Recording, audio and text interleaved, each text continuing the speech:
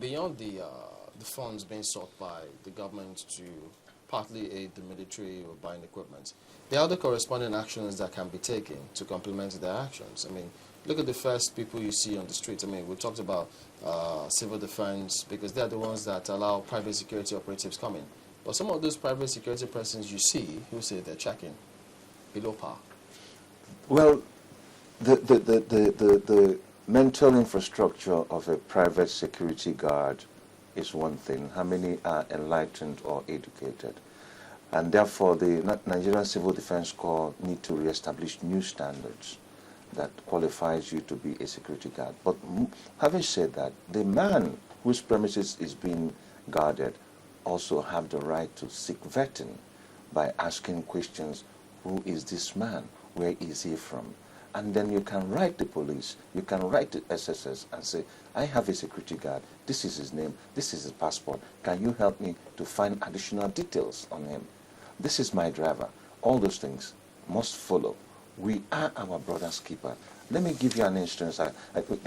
Recently, while in the United States, I went on a subway from New Jersey to New York, and I had a bottle of water. I was looking for a dustbin to drop it. I couldn't find any. And I found that very strange. When I saw a policeman, I said, where can I drop this? He said, man, carry it with you. We don't allow anything to be dropped here because we don't want explosive dropped in. So everybody is keyed in. So I had to come up ground to be able to find a comfortable dustbin to place it. And those dustbins are not enclosed anymore. They are all transparent. So you can see a national ability to combat insurgency. U.S. knows what homegrown terror do we have that? We should have that. It means we don't. We don't. Is that where the NSA comes in? But the SSS and police have begun this sensitization tour. The NSA's office is purely advisory and not operational. And all the NSA needs to do is advise the president and say, these are what we have seen, and these are the pattern of crime, and these are the direction we ought to go. But they came up with a strategy of what they wanted to do about the soft approach, yeah, which they came up with. And again, is it working? That remains advisory. And for it to work, we need to look at the areas of interest. If it's targeted towards the north, then we need to listen to radio stations there, television programs there, to see the impact that it's having. But having said that, the security agencies, especially the military, did something remarkable by going to Bauchi when they had intelligence report of Boko Haram trying to set up camps in Bauchi and in Jigawa, that area. And they went in and did a mop-up operation, and it came as a success. We must encourage more of that. Having said that, now what we need to do is ask certain questions of the military. What happened to the psychological operation department? Because the man or the woman who takes a bomb to kill herself or himself and others has been radicalized mentally. And therefore, you must have a de-radicalization program. What are you doing about the internally displaced persons that have overwhelmed the states of Bauchi, Gombe, and even Taraba from all these areas? Is that for the military to do or political leadership? No. Political will do that. And you must come in with psychoanalysts, because someone who is displaced from their home does not reason properly. You have to bring in counselors to work with you because of the post-traumatic stress disorder that these people have suffered. And you must begin to rebuild them and begin to give them the opportunity to believe that government really cares for them. Well, what do you think about what state governments, some of them say, look, well, we're just chief security officers on paper, because some of these explosions, they occur in states. And states also have a role to play here, but can they play that role when they keep saying we're CSOs on paper? I think sometimes that, with all due respect to all excellencies, they have not really led by example. By that I say that they are more busy trying to be one faction of Governors Forum and the other faction of Governors Forum. Whereas what could have been done if they have proper leadership is one to take an initiative and say, my state is going to be the lead state. I'm bringing in 100 million to help my brothers in the Northeast. Imagine if every state governor brings in 100 million naira from their budget. And then we are giving it to the security agencies, we are giving it to the NEMA, we are giving it to the internally displaced persons to begin to rebuild. Then the psyche of the Boko Haram will be that if the nation is galvanizing against me, I'm losing it. But there's something, excuse me, this government must be given credit for. If you look at the treaty binding us, we are surrounded by Francophone nations.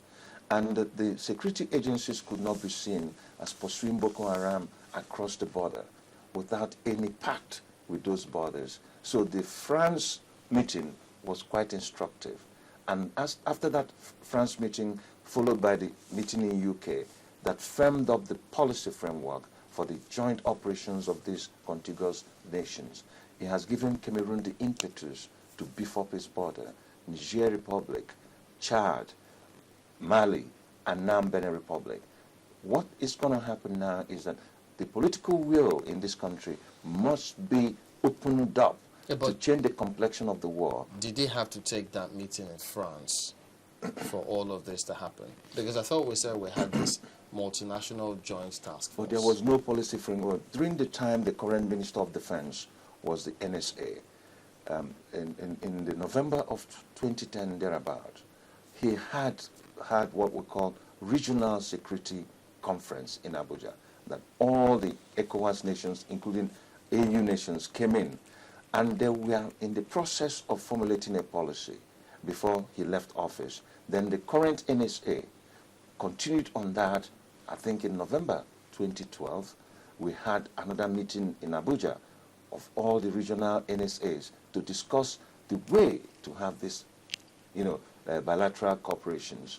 And what happened at the level of presidency is in order, because this is a journey. Very soon, we will have an ECOWAS standing force for terror, which I'm advocating for. ECOWAS should have what I call the TRADOC for a standing force. And the African Union must also key in, because if it's not Nigeria today, it could be Cameroon, it could be Benin Republic. So this issue of terrorism is not just exclusive to us. We really haven't dwelt more on that collaboration between Cameroon and Nigeria. And if we say the France meeting was a success, yes, the average Nigerian would say no to that, because we haven't actually felt it in any way.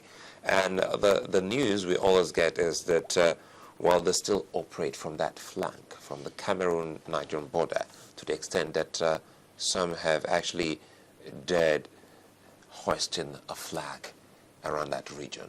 So how do you explain to the Nigerian who has seen that kind of development that France and Nigeria are on the same page on this? You're very correct with this postulation, but the facts on ground, according to Defense Headquarters, is that they did not allow anybody to hoist a flag. And that again keys into that strategic communication of Boko Haram, that they can take what is happening in Somalia, configure it, and put it in the internet and say that it's Nigerian soldiers executing innocent civilians. So they are quite sophisticated. Now, if you understand the topography of Gwoza, the hilly part of Gwoza, the people that got there first were Boko Haram, and they had a strategic advantage of knowing all the caves and nooks and corners. So it reminds you of the Kandahar region of Afghanistan. And that was why the first time in that war in Afghanistan, the American government used an ordinance called MOB that can burrow deep into the hills and then explode. We don't have that capacity or capability. So we must be able to believe that the French or the France Accord is going to yield result. And so far, Cameroon have deployed a full battalion strength of 1,000 soldiers to that axis of war to begin to push away these insurgents back into Nigeria. And how many have we deployed there? And now, Borno State in itself is about 90,000 square kilometers. Even if you put one soldier to man a square kilometer, that means 90,000 troops. And we don't have that. What is the total number of Nigerian forces? So that is why they are embarking on recruitment. But Even having a large number of soldiers or boots on ground will not solve it.